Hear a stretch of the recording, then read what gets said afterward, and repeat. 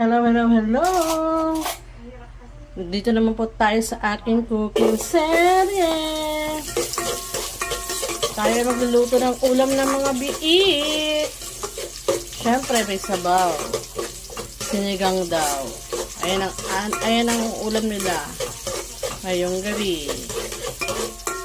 Lagay na rin natin ng kamatis.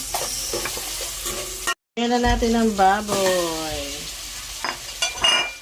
Haluin. Sangkutsain, kumbaga. Ganyan ako magluto ng sinigang. Inaano ko muna. Ginigis ako. Ewan ko ba, ba't nasali na ako sa ganun. Yan. Hayaan mo na natin siya. Magsungkutsa. Tingnan na natin. Okay na yan. Lagay na natin ang sabaw. Criminal water. Isa pa kasi mas importante ang sabaw dito sa amin. Sabaw is life, kumbaga.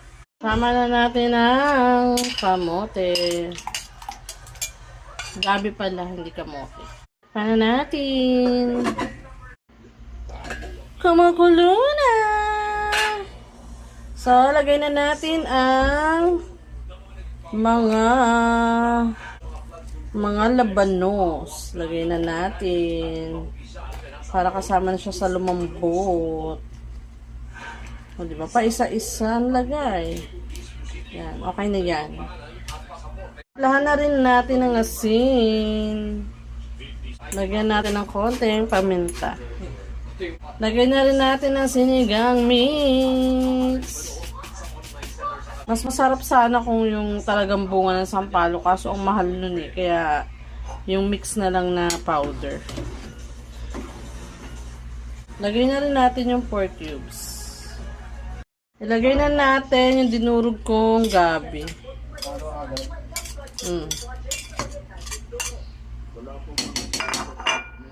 Takpan muna natin. Palambutin pa natin ang baboy. Lagay na natin ang siling panigang. Lagay na rin natin ang kangkong.